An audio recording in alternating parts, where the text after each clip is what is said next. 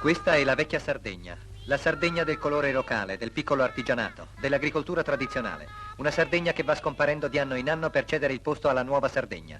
A poche centinaia di metri dall'antica macina di pietra già atterrano gli aerei a reazione. A poche centinaia di metri da qui passa forse il confine ideale tra la vecchia e la nuova Sardegna. È qui a Portovesme, un piccolo centro poco distante da Carbonia, che incomincia il nuovo volto della Sardegna. È qui che nasce il primo grande complesso industriale destinato a mutare nel giro di pochi anni il volto economico dell'isola. Giorno di festa per Portovesme, gran festa per gli uomini che lavorano nel bacino del Sulcis. Una folla di operai, di minatori, di manovali all'arrivo del ministro per le partecipazioni statali Giorgio Bo. Alla presenza del presidente della regione sarda Corrias, dell'assessore all'industria Melis e del ministro degli esteri Segni, il ministro Bo procede alla posa della prima pietra della supercentrale termoelettrica di Portovesme. Dopo la firma della pergamena, Segni pone il documento nel blocco di granito. La vecchia centrale termoelettrica non rispondeva più alle aumentate esigenze industriali del paese. La nuova sarà alimentata come l'altra dal carbone del bacino del Sulcis.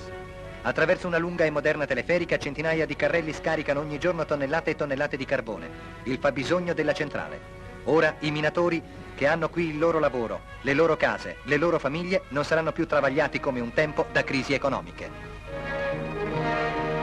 Da Portovesme a Elmas, dal carbone al petrolio, i due caposaldi dell'industria moderna, e la Sardegna si prepara ora a sfruttare anche le risorse petrolifere del suo sottosuolo. Nella zona di Elmas i lavori per l'esplorazione del sottosuolo procedono speditamente. Piccole squadre di operai perforano il terreno nei punti indicati dagli esperti. È un lavoro oscuro, un lavoro lungo e paziente, che però dà presto i suoi frutti. L'onorevole Pietro Melis, assessore regionale all'industria e commercio, visita i lavori iniziati in virtù di una legge da lui varata.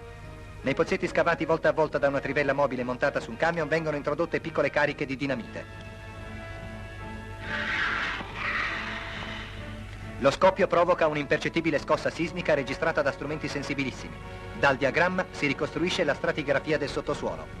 Siamo ancora nella zona di Cagliari. Le saline. Anche qui l'industrializzazione ha compiuto passi da gigante e le moderne macchine hanno sostituito in tutto e per tutto i vecchi e tradizionali sistemi di estrazione.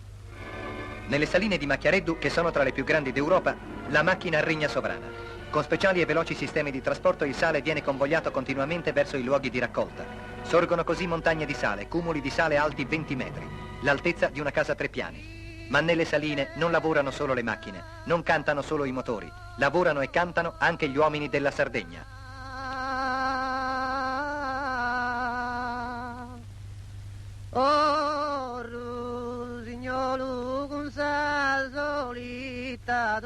Il sale, pronto per la spedizione, viene avviato su tapis roulant verso l'imbarco o verso capaci capannoni e da qui lo si carica su zattere e barconi.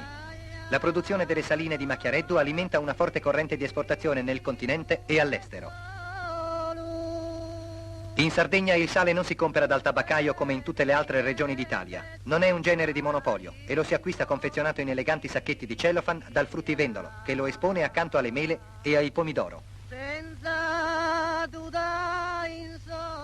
Per agevolare lo sviluppo industriale di un paese è necessario innanzitutto provvedere alla realizzazione di una moderna rete stradale.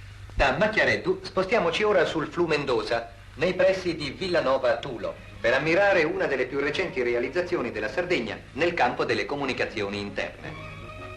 Il ponte stradale ferroviario sul Flumendosa, il più grande della Sardegna, è stato realizzato con i fondi della Cassa per il Mezzogiorno.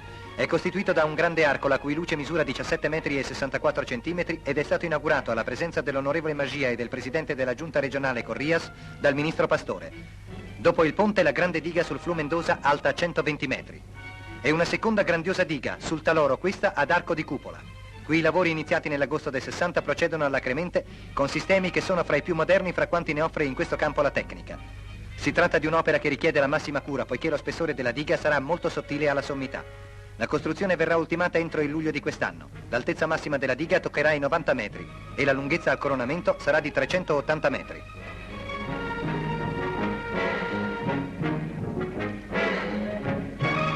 L'assessore alla rinascita De Riu si incontra con gli industriali sassaresi. Vengono analizzati i termini della politica industriale sarda alla vigilia dell'attuazione del piano della rinascita. Ed ecco i primi frutti di questa generosa rinascita. Nella vasta e operosa zona industriale di Sassari Porto Torres è in costruzione un grandioso stabilimento petrolchimico, fra i più importanti e moderni d'Italia. Le nuove e modernissime attrezzature portuali permetteranno ora agli abitanti di Porto Torres di guardare con fiducia al domani della loro città. A Cagliari, l'onorevole Magia ha inaugurato le numerose opere realizzate nel porto. Sono presenti alla cerimonia il presidente della regione Corrias e l'assessore all'industria Pietro Melis. La potente gru da 40 tonnellate, un colosso di acciaio che tutti i porti italiani invidiano al porto di Cagliari, è al centro dell'attenzione e dell'ammirazione della piccola folla che ha seguito le autorità centrali e le autorità regionali nella loro visita ai lavori. Le opere per l'ampliamento del porto sono tutte di notevole rilievo e hanno richiesto una spesa di 3 miliardi di lire.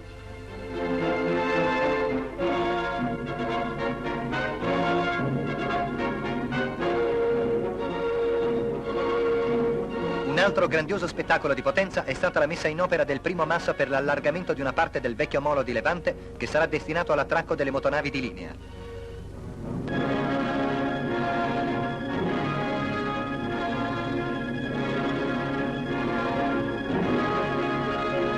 Con il fiato sospeso, i presenti seguono il lento viaggio del colosso di cemento e il suo graduale inabissarsi nelle acque. Ed ecco ora il grande bacino di carenaggio, in grado di compiere qualsiasi lavoro di riparazione alle navi che giungono in porto con qualche avaria. Ed ecco una visione del mare del porto di Cagliari, cuore del traffico, dell'industria e del commercio dell'isola. Un cuore generoso e possente che batte giorno e notte per l'avvenire, la prosperità e il benessere della Sardegna.